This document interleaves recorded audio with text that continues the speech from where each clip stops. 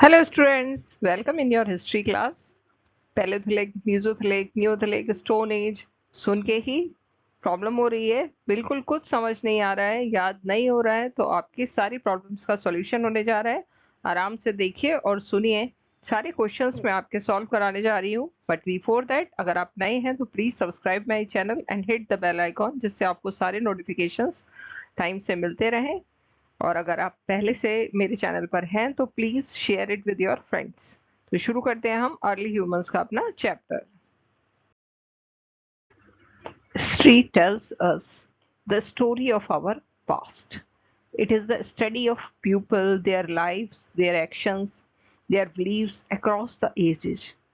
तो हिस्ट्री में हम क्या क्या पढ़ेंगे? लोगों के रहन सहन के बारे में, खाना पीना, बिलीव्स, एक्शंस, किस तरह से ये चीज़ें हम जानते हैं। तो हिस्टोरियंस जो हमारे हैं उन्होंने क्या किया, स्टडी किया है हमारे पास्ट को। ये स्कॉलर्स होते हैं जो पास्ट की स्टडी करते हैं और रिकंस्ट्रक्ट करते हैं पास्ट को।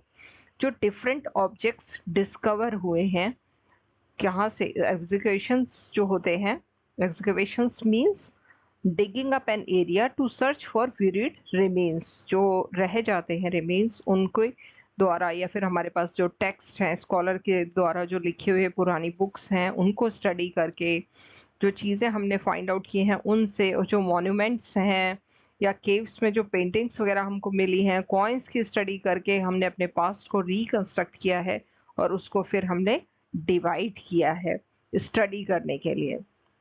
Humans have evolved greatly over the millions of years of their existence on the earth. तो जो आर्कियोलॉजिकल एविडेंस है वो सजेस्ट करते हैं कि इंडियन जो सब कॉन्टिनेंट है वो इनहेबिटेड है पीपल्स के द्वारा 2 मिलियंस ईयर्स एगो से। आज की हमारी सभ्यता नहीं है, हम लोग काफी समय से यहाँ रह रहे हैं और वो सब हम स्टडी करने जा रहे हैं। अर्ली स्टेजेस ऑफ इवोल्यूशन जो है, ह्यूमन रिजम्बल किससे करते थे? एप्स से। एप्स तो आपने टीवी पर देखे हैं। तो जो पुराने हमारे एंसेस्टर्स थे वो एप्स के साथ रिजम्बल करते थे। दैट इज वाई उनको हम क्या बोलते हैं? एंथ्रोपॉइड्स बोलते हैं। जो हमारे अर्ली ह्यूमंस थे उनको हमने क्या नाम दिया? एंथ्रोपॉइड्स। क्लियर? ANTHROPOIDS। बॉडी उनकी जो थी वो कवर्ड थी हेयर्स में, अर्ली ह्यूमन की। भाई जंगलों में रह रहे थे और वेदर कंडीशंस कितनी हार्श थी, पूरे बॉडी उनका क्या था? हेयर से कवर्ड था।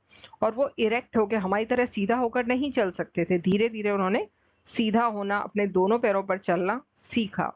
और बहुत सारे फिजिकल चेंजेस जो है over the period of centuries, एक दिन में नहीं हुए, काफी सेंचुरीज लगी उनको। और उनका ब्रेन डेवलप हुआ, उनके जॉज श्रिंक हो गए। These developments also led to changes in their behavior and lifestyle. उनका जो व्यवहार था, उनका रहन सहन था, वो भी चेंज हुआ। पहले जो हमारे एंसेस्टर्स थे वो सभी क्या थे? हंटर्स थे, यानी कि शिकार करना होता था। भाई गैदर करते थे अपना फूड, वो गैदरर्स थे, नोमैड्स थे, यहाँ से वहां उनको मूव करना होता था, क्योंकि वो क्या कर रहे थे? अपना खाना नहीं उगा रहे थे, बल्कि जो उन्हें उस एरियाज में चीजें मिल जाती थी, सोर्स ऑफ फूड उनका पौधे थे या फिर वो एनिमल्स थे जिनको वो हंटिंग से पा रहे थे। तो वो क्या थे? हंटर्स थे और गैदरर्स थे, है ना। उनको खाना अपना रूट्स, नट्स, वाइल्ड एनिमल्स को हंट करते थे और वही उनका फूड था। सीजनल मूवमेंट एनिमल करते हैं तो उन्हें भी करना होता था, इसीलिए वो नोमैड थे। अवेलेबिलिटी ऑफ वाटर जहां थी वहां उनको जाना होता था in search of water, food, है ना। ड्राई सीजन में वो सब उन्हें मूवमेंट के लिए मजबूर करता था। जैसे जैसे टाइम पास हुआ, ह्यूमंस ने टूल्स बनाने शुरू किए। पहले बोन्स से, स्टोन से बनाए, जिससे कि वो आसानी से हंटिंग कर सकें एनिमल्स की। Clear? That period in our past when humans primarily use stone tool is called stone age. उसको हमने, जब हम stones use कर रहे थे तब हमने उसको क्या कहा? stone age नाम दिया। यानी कि कौन सा युग हो गया ये? पत्थर वाला। Clear? As historians have gathered information about the prehistoric age largely from the study of artifacts such as weapons, cave painting, pottery, etc., उन्होंने डिवाइड किया इसको थाउजेंड ऑफ ईयर्स तक स्टोन एज रहा, तो इसको उन्होंने कितने पीरियड्स में डिवाइड किया? यहाँ आप देख रहे हैं 1, 2, 3 एंड 4। उन्होंने इसको 4 पीरियड्स में डिवाइड कर दिया। किस बेसिस पे? भाई डिवाइडेशन आप किसी बेसिस पे तो करेंगे, type and quality of tools जो वो इस्तेमाल करते थे, यूज करते थे, उसके बेसिस पे उन्होंने स्टोन एज को 4 टाइप्स में कैटेगराइज किया। क्लियर हो रहा है आप लोगों को? अभी हम किसकी बात कर रहे हैं? स्टोन एज की। और हमने उसको 4 भागों में बांट लिया है। पहला हमारा यहाँ जो आपको दिखाई दे रहा है वो क्या लिखा हुआ है? Paleolithic age. ये है हमारा paleolithic age. This was the period when humans used crude tools. Starting है, ठीक? तो ये कब से कब तक रहा? वो period 2.6 million years ago to about 10,000 BCE. It is characterized by the extensive use of stone tools. यहाँ सिर्फ पत्थर से बने हुए औजारों का इस्तेमाल ह्यूमन कर रहे हैं और इसको हम earliest stage of human development कहते हैं। हंटिंग के लिए वो किसका इस्तेमाल कर रहे हैं? सिर्फ स्टोन टूल का इस्तेमाल कर रहे हैं। अच्छा, पीरियड को हम 2 पार्ट्स में डिवाइड कर लेते हैं, एक बीसी और एडी, जो यहाँ लिखा हुआ है आप देख रहे हैं। तो ये किस तरह करते हैं हम? बीसी का मतलब होता है बिफोर क्रिस्ट वाज बॉर्न, जब ईसा मसीह का जन्म हुआ उससे पहले। और एक हम यूज करते हैं अपनी स्टडी के लिए एडी का टाइम, ठीक? तो 2 तरीके से हम इसको डिवाइड करते हैं। आवर पास्ट ऑफ इवेंट्स जो हैपन हुई हैं, एक क्रिस्ट जो बॉर्न हुए थे उसके बाद और एक उससे पहले। तो studying the past, historian depend on 2 kinds of sources, archaeological sources and literary sources. Clear? Inscriptions, coins, monument, artefacts, ये सब हमको स्टडी करना होता है। नेक्स्ट हमारा क्या आया? मेसोलिथिक या फिर middle stone age. Mesolithic as जो है उसको हम मिडिल स्टोन एज के नाम से जानते हैं, followed by Paleolithic age and spawned from approximately 10,000 BCE to 4,000 BCE. It marked a transitional period in human history, characterized by changes in technology, social organization, and subsistence strategies. तो ये पूरा हमारा क्या आया? Middle stone age. यहाँ पर हमने sharper और more efficient smaller stone tools बना लिए थे और उनका नाम हमने क्या रखा? माइक्रोलिथ्स रखा।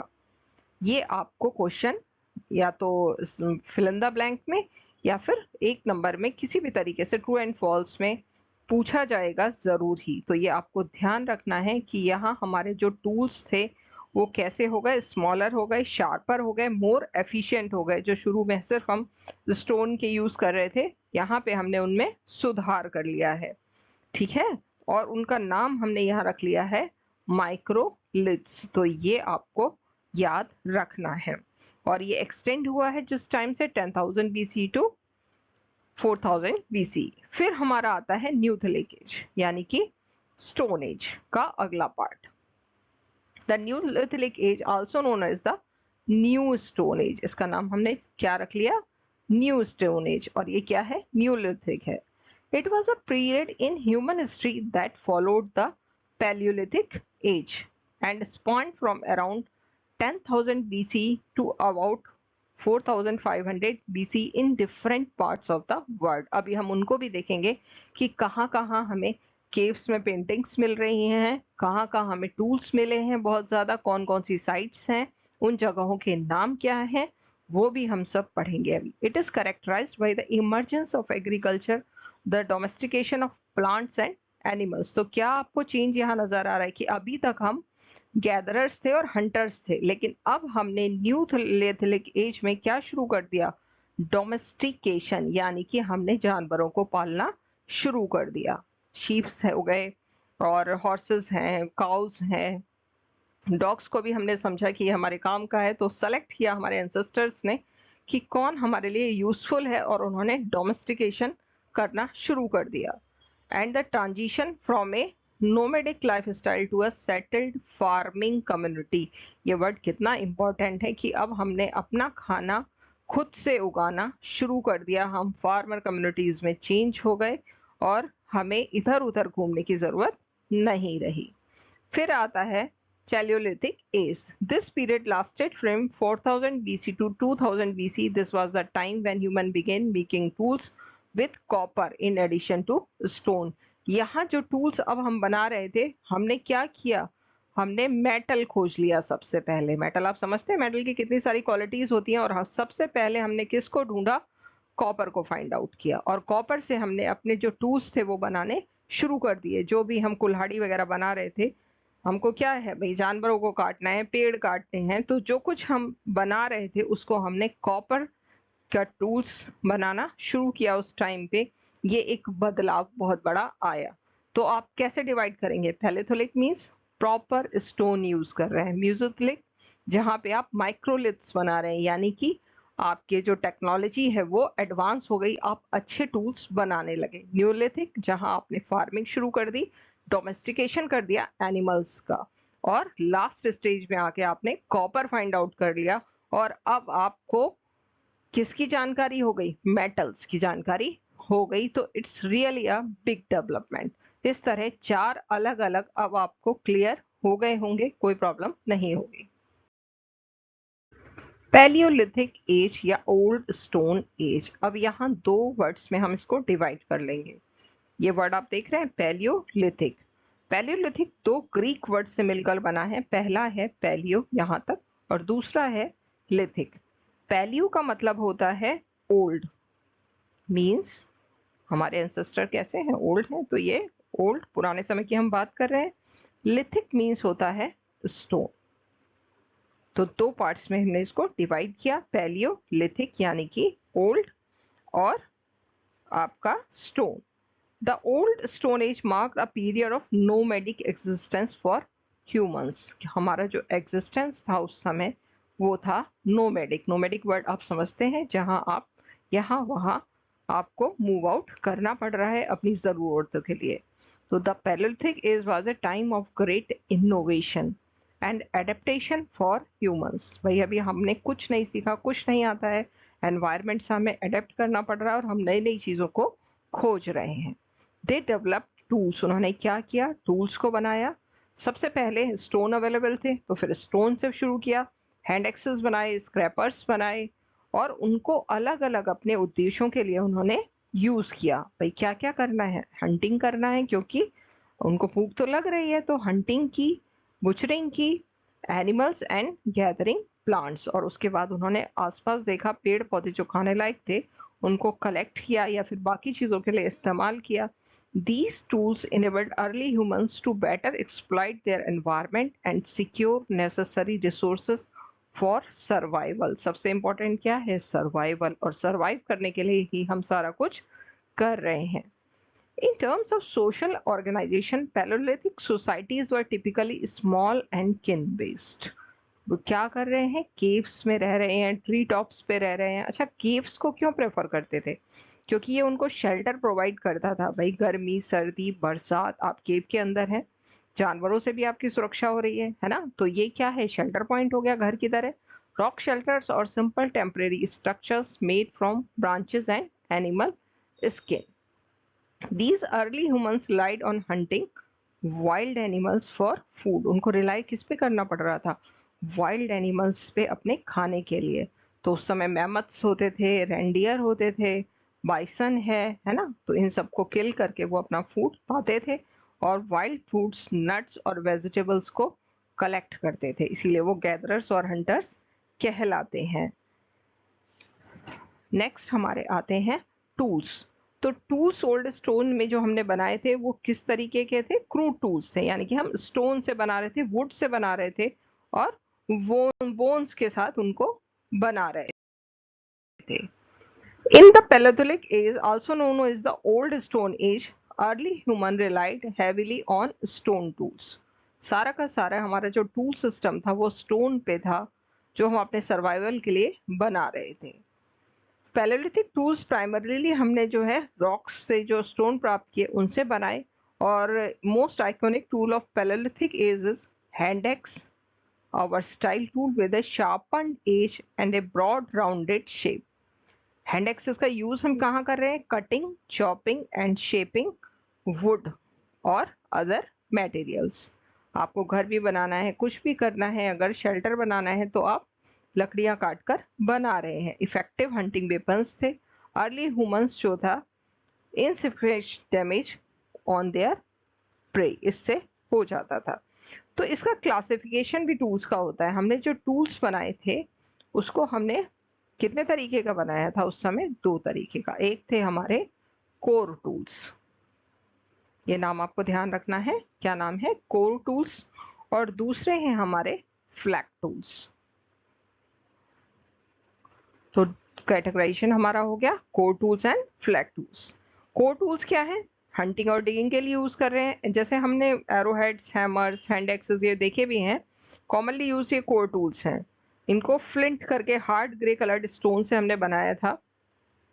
और क्यों फ्लिंट जो है वो आसानी से ब्रोक हो जाता है और शेप भी उसको हम आसानी से कर लेते हैं दूसरे स्टोन की सहायता से, इसीलिए हमने ज़्यादातर जो अपने टूल्स थे वो फ्लिंट से बनाए थे। और आर्कियोलॉजिस्ट जो हैं उन्होंने फाइंड किया है ऐसे टूल्स को सोन रिवर वैली पाकिस्तान और अपर नर्मदा में। दूसरे हमारे फ्लैग टूल्स थे, ये शार्प पीसेस ऑफ स्टोन को हमने बनाया ब्रोक ऑफ करके और कोर स्टोन से मेड किया। These tools were made from sharp pieces of stone. Choppers, cleavers and scrapers were common flake tools, they were used to skin animals. जब हमने Hunt कर लिया है तो उसके बाद उसको स्किन करने के लिए हम इनका इस्तेमाल फ्लैग टूल्स का करते थे। अब हम पढ़ते हैं कि ये जो साइट्स हैं जहाँ पे हमें ये चीजें मिली हैं वो कहाँ हैं। फिर आते हैं हमारे पैलियोलिथिक साइट्स। साइट्स होते क्या है? वो जगह होती हैं जहाँ पे हमें अर्ली ह्यूमंस के जो रिमेन्स हैं वो अब मिले हैं। तो आपको क्लियर करना है पहले तो इस वर्ड को, साइट्स। साइट्स मीन्स अर्ली, जहाँ पे लोग रहते थे अर्ली ह्यूमंस, उनकी सिविलाइजेशंस थी, वहां से हमें उनके रिमेन्स प्राप्त हुए हैं आर्कियोलॉजिस्ट को, और उनको हमने नाम दिया है पैलियोलिथिक साइट्स का। वाटर बॉडीज के पास अक्सर हम इनको पाते हैं और उनको 3 कैटेगरीज में हम डिवाइडेशन करते हैं इनका, हैबिटेशन साइट, फैक्ट्री साइट्स और habitation cum factory sites. Paleolithic habitation sites provide valuable insights into the living conditions। ये हमें बताते हैं कि वो लोग कैसे रहते थे, उनका व्यवहार क्या था, बिहेवियर क्या था, कल्चरल प्रैक्टिसेस वो लोग क्या मतलब फॉलो करते थे during the Paleolithic age। These sites serve as archaeological evidence of human presence and offer glimpse into the way of our ancient ancestors। Bhimbetka in Madhya Pradesh वो जगह है जहां हमें इस तरीके की चीजें फाइंड आउट की हैं। तो फैक्ट्री साइट्स सबसे पहले हमें जो मिली हैं वो है हैबिटेशन साइट्स। ये वो जगह होती हैं जैसे केव्स हैं, रॉक शेल्टर्स हैं, जहाँ पे लोग रहते हैं। और केव्स मैंने अभी आपको बताया क्या करती हैं, प्रोटेक्ट करती हैं ह्यूमंस को। एक तो नेचुरल जो एलिमेंट्स हैं जैसे विंड है, रेन है ना, हीट है, वही हम अपने घर में रहते हैं तो बारिश से, हवा से, गर्मी से, हर चीज से हम बचते हैं ना, तो सेम प्रोटेक्शन उन्हें मिल रहा है केव्स से। भीमबेटका मध्य प्रदेश में इसका एक एग्जाम्पल है, पैलियोलिथिक हैबिटेशन साइट है ये। ऐसी ही साइट हमने विंध्यास में, डेक्कन प्लेटू में भी प्राप्त की है, जो नर्मदा वैली के क्लोज है। भाई पानी का सोर्स तो चाहिए ना, तो ज्यादातर चीजें हमें यहाँ रिवर साइट्स पर मिल रही हैं। फैक्ट्री साइट्स वो जगह होती थी जहां लोग स्टोन से टूल बनाते थे। अब स्टोन से टूल आप बना रहे हो तो वहां पर स्टोन तो होने चाहिए, तो आपको फिर अगर बहुत सारे आप वहां बन रहे हैं तो अब हमें वहां क्या मिलेंगे? अनफिनिश्ड टूल्स मिलेंगे, ब्लॉक्स ऑफ स्टोन मिलेंगे, है ना। तो ऐसी साइट्स हमने फाइंड आउट की है, उनको देखकर पता कर सकते हैं कि यहाँ क्या है, फैक्ट्री साइट है, स्टोन से टूल बनाए जाते थे, यहाँ पर स्टोन्स इजीली अवेलेबल थे। फिर आता है हैबिटेशन कम फैक्ट्री साइट्स। ऐसी साइट्स हैं जहां लोग रह भी रहे हैं और टूल्स भी बना रहे हैं। ये वो जगह हैं जहां लंबे समय तक लोग रहे, है ना। जैसे एक जगह है यहाँ कर्नाटका में, हुंगसी नाम है उसका, वहां पे हमें इस तरीके की चीजें मिली हैं। तो ये नाम आपको एग्जाम्पल के बतौर याद रखना है, हुंगसी। और कहाँ है ये? तो कर्नाटका में। has number of Paleolithic sites where a variety of stone tools have been found. Tools were made up of limestone. Limestone आपने पढ़ा है साइंस में क्या होता है क्या नहीं. Easily available in these areas. यहाँ limestone available था और उससे वो अपने जो stones थे उससे बनाने वाले जो औजार थे उनको वो बना रहे थे. Clear? Discovery of fire. Archaeologists have found traces of it in Kurnool caves, Andhra Pradesh. और वो जो सजेस्ट करता है कि ह्यूमंस जो ओल्ड एज में थे वो फैमिलियर थे यूज ऑफ फायर के. तो ये एक बहुत बड़ी डिस्कवरी ह्यूमंस की लाइफ में थी जब उन्होंने फायर को ढूंढ लिया था, है ना, डिस्कवरी कर ली थी फायर की, क्योंकि उससे पहले उन्हें रॉ मीट खाना पड़ रहा होगा. जैसे भी जानवरों को किल किया तो अब कैसे खाएंगे आप, आपको पता ही नहीं आग होता क्या है, तो आप रॉ मीट खाएंगे. तो डिस्कवरी ये कैसे हुई होगी ये तो नहीं कहा जा सकता, क्योंकि हो सकता है कि पत्थरों से वो अपने टूल्स बना रहे हैं तो रब किया हो दो पीसेस को, उसमें से उन्होंने स्पार्क निकलता देखा हो, उससे प्रोड्यूस किया हो, या फिर लीव्स में आग लगी हो, जैसे आजकल जंगलों में आग लग जाती है किसी भी वजह से. लेकिन इस डिस्कवरी ने क्या किया, पूरी तरीके से मानव जीवन को बदल दिया. अब पहले की तरह कुछ भी नहीं था, हमेशा के लिए जो लाइफ थी वो चेंज हो गई थी. The discovery and control of fire. उन्होंने क्या किया, एक तो डिस्कवरी की और दूसरा फायर को कंट्रोल करना सीख लिया. ये सबसे बड़ी बात है. अर्ली ह्यूमंस जो पैलेथोलिक एज के थे एक सिग्निफिकेंट माइलस्टोन है ह्यूमन हिस्ट्री में. एग्जैक्ट टाइमलाइन हमें नहीं पता and circumstances surrounding the discovery remain speculative. हम सिर्फ अनुमान लगा सकते हैं कि कैसे इसकी खोज हुई होगी. अर्ली ह्यूमन सजेस्ट करते हैं, जो हमने एविडेंस पाए हैं उससे हमें पता चलता है कि अर्ली ह्यूमंस ने बिगेन किया using fire between 1.5 million to 1 million years ago. ये वो टाइम पीरियड है जब से हम फायर को यूज कर रहे हैं. एक ट्रांसफॉर्मेटिव रोल जो है लाइफ्स ऑफ अर्ली ह्यूमंस में इसने अदा किया, क्योंकि इससे आग से फायर से हमें क्या क्या मिलता है. एक तो वार्मथ, देखा ना, आग जला के बैठ जाते हैं जब बहुत ठंड होती है, बारिश हो रही है तो कितना अच्छा लगता है उसके पास बैठ के. दूसरा प्रोटेक्शन, आपको पता है अगर जो जानवर हैं जंगली वो आग से डरते हैं और उसके पास नहीं आते हैं, है ना. वो मोगली वाली तो आपने सबने फिल्म देखी है, आग का फूल था क्या था सबको पता है बच्चों को, है ना. तो ये क्या कर रहा है, प्रोटेक्शन प्रोवाइड कर रहा है. ये एक नया टूल है जिससे बहुत सारे काम हो सकते हैं. तो जो एबिलिटी थी ह्यूमन की जिससे उसने फायर को कंट्रोल कर लिया, उसकी वजह से उसे बहुत सारे एडवांटेजेस हुए, है ना, and influence human life in multiple ways. One theory proposes that early humans first encountered fire through natural occurrences, such as wildfires sparked by lightning strikes. They may have witnessed the benefits of fire, such as its ability to scare away predators, providing warmth and alter the landscape by creating open space, and then attracted cave animals. तो ये सब फायदे हमारे किससे हुए, discovery of fire से हुए.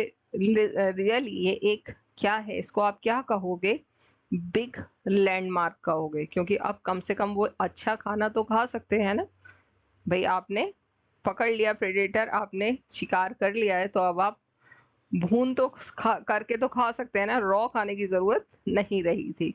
तो it's a big landmark in human जो डेवलपमेंट से उसमें. Palaeolithic art. अब आर्ट में कैसे पीछे रहेंगे भाई हमारे ह्यूमंस, तो अब हम स्टडी करते हैं क्या, अपनी art. Paleolithic art refers to the artistic expressions. उस समय के जो हमारे लोग थे उनके आर्टिस्टिक एक्सप्रेशन को हम यहाँ जानेंगे.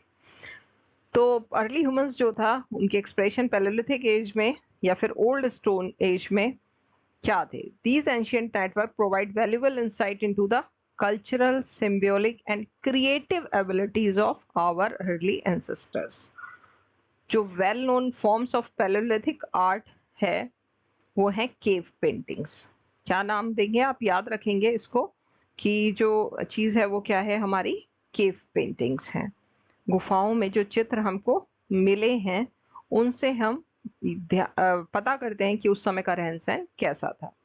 These paintings were created on the walls of caves and rock shelters using various pigments made from minerals, charcoal, and other natural materials. The paintings often depict animals such as bison, horses, mammoths, and deer, as well as human figures and abstract symbols are also there.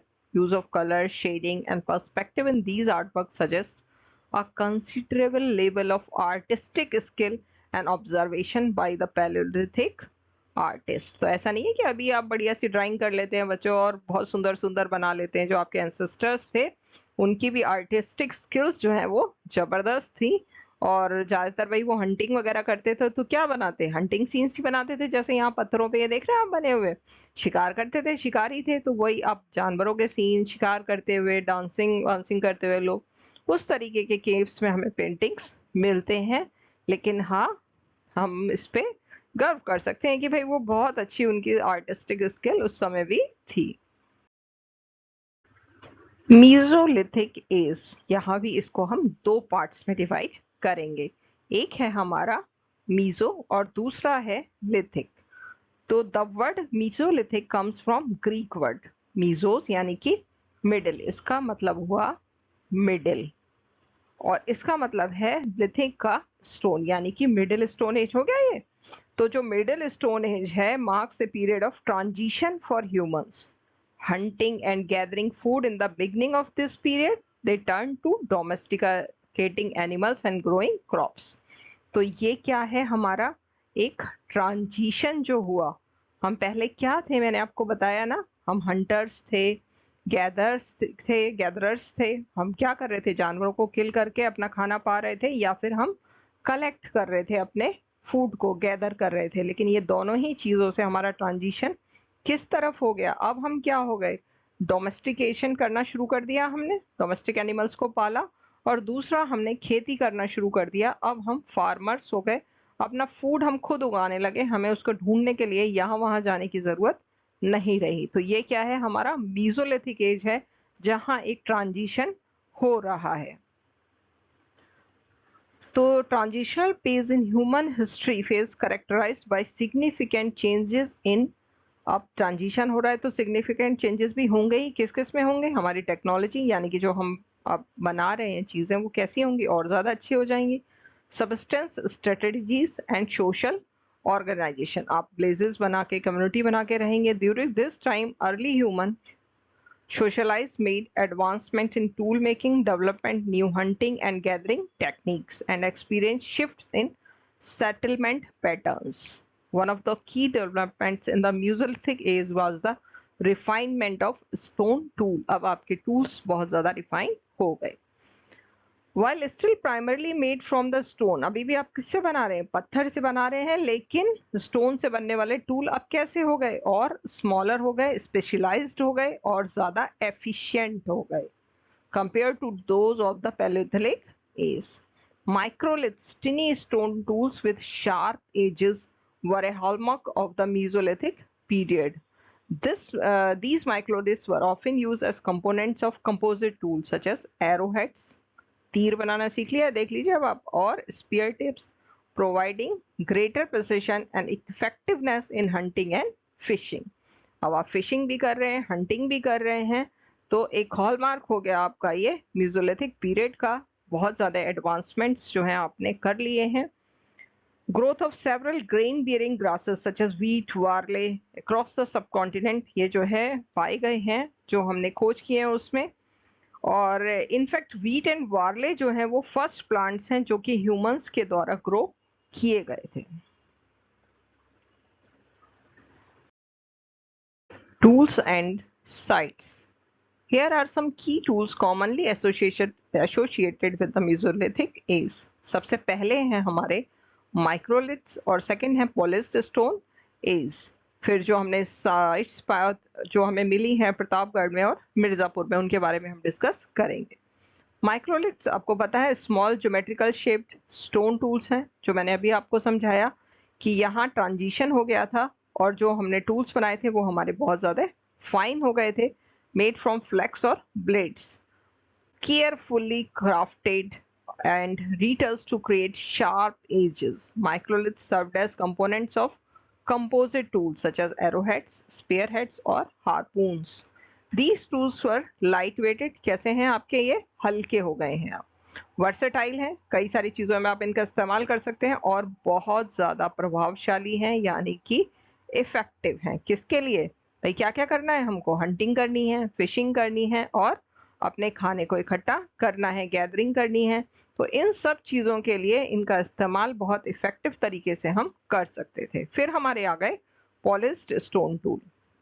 अभी तक हमें polishing का पता नहीं था, पर towards the end of the, जब mesolithic as को हमने कैटेगराइज करने में एंड किया, उस समय कुछ कल्चर्स जो थे उन्होंने एक्सपेरिमेंट करना शुरू किया और पॉलिशिंग शुरू कर दी स्टोन टूल्स की. इस प्रोसेस में इन्वॉल्व थी grinding and polishing the stone surface to create smoother and more refined tools. Smooth और रिफाइंड टूल्स जो है हमने बनाने शुरू कर दिए. तो हमारे जो एक्सेस थे, एजेस थे, जो वुड वर्किंग के लिए हम इस्तेमाल कर रहे थे या हैवी ड्यूटी टास्क थे, वो सब आपके कैसे हो गए? अब पॉलिश्ड हो गए थे. ठीक है, अब हम बात करते हैं अपने उन एरियाज की जो हमने फाइंड आउट किए हैं. तो मीजोलिथिक साइट्स जो है हमें भीमबेटका, प्रतापगढ़ और मिर्जापुर में, मैगौर में हमने फाइंड आउट की है, जहां हमें ये चीजें मिली हैं और हमें लगता है कि वहां ह्यूमंस जो है रह रहे थे. Thank you for watching my video. और सेकेंड पार्ट में हम डिस्कस करेंगे इसके बाकी के जितने भी हमारे टॉपिक्स रह जाते हैं और क्वेश्चन आंसर्स, आपकी exercise, fill in the blanks, true and falses. तो be with me for that. And again thank you. Bye bye.